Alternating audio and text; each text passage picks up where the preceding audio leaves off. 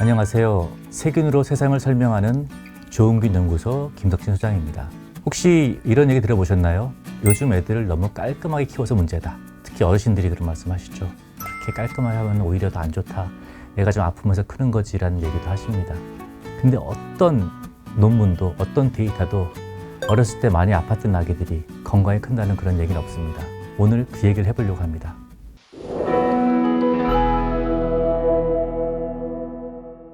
위생가설이라는 그 얘기를 하려고 하는데요. 2011년에 나온 그 제 책에도 이미 언급했던 건데, 그때 언급됐던 내용과 그리고 지금 훨씬 10년이 넘은 이 시점에서는 어떤 부분들이 업데이트 되었는지에 대해서 좀 알아보려고 이 주제를 잡아봤습니다.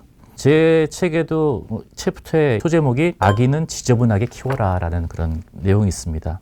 역사적으로 쭉 훑어보면은 1976년 캐나다의 제라드라는 과학자가 이런 관찰을 하게 됩니다. 도시 아이들과 시골 아이들의 건강 상태를 조사해 봤더니 도시 아이들이 알레르기성 질환에 걸릴 확률이 더 많더라라는 그런 그 논문을 냅니다.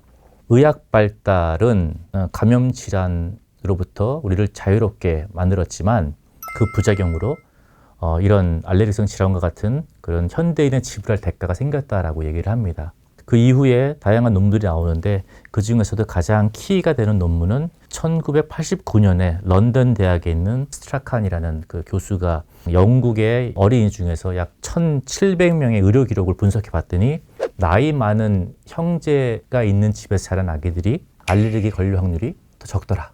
이것이 그 위생 가설을 만들게 된 근간을 이루는 중요한 논문이 되는데요.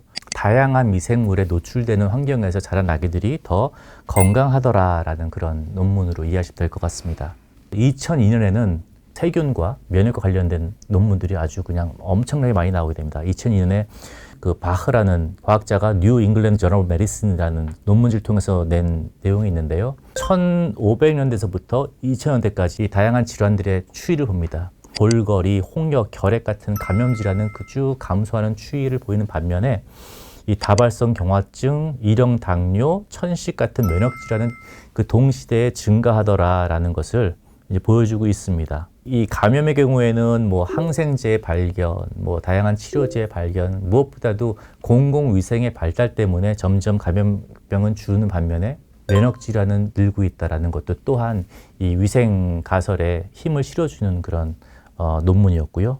2002년 독일의 크레이머 교수는 독일에 사는 아기들 중에 핵가족 약 669가족을 비교해 봤습니다. 아기들이 유아원에 입학하게 되는 시점입니다. 그만큼 얼마나 사람이 많은 공간에 빨리 노출되냐를 보는 것인데 1살 되기 전에 유아원에 입학한 아이들이 아토피에 걸릴 확률을 1로 잡았을 때 그 이후 1살부터 2살 되기 전 사이에 이 아토피에 걸릴 확률은 1.99배가 됩니다. 거의 얼추 2배가 되죠. 더 흥미로운 것은 생후 24개월 이후에 유치원에 가게 되는 아기들 같은 경우에는 그 확률이 2.77, 거의 3배가 됩니다. 실제로 통계를 통해서 얼마나 빨리 유아원에 갔냐에 따라서 아기들이 아토피를 경험할 확률이 달라진다는 것을 얘기하고 있습니다.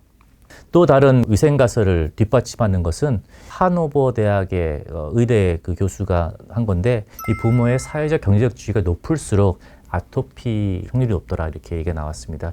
좀 더 깔끔한 환경을 만드는 부모들 밑에서 자란 아기들이 아토피에 걸릴 확률이 높다는 것을 암시하는 그런 데이터로 볼 수 있겠고요. 마찬가지로 영국 브리스톨 대학에서 나온 논문인데요. 부모의 위생관념이 철저할수록 그 집에 태어난 아기의 아토피 걸릴 확률이 높아진다라는 그런 논문도 2002년에 나오게 됩니다. 2011년에도 또 흥미로운 논문이 나왔습니다. 이 독일, 스위스, 오스트리아에 사는 시골 아기들과 도시 아기들을 비교했습니다.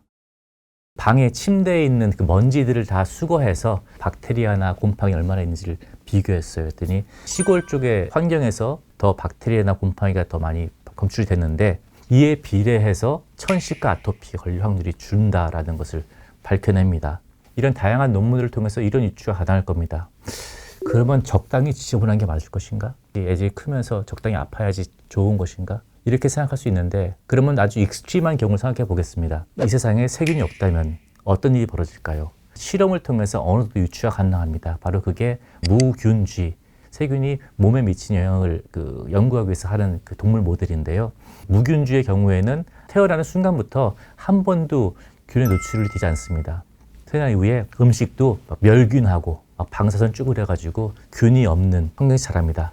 그럼 이렇게 깨끗하게 태어나고 자란 쥐들은 과연 건강할까요? 그렇지 않습니다입니다. 무균쥐를 보면은 소화장애를 겪습니다. 균이 없기 때문에 장내세균이 존재하지 않습니다.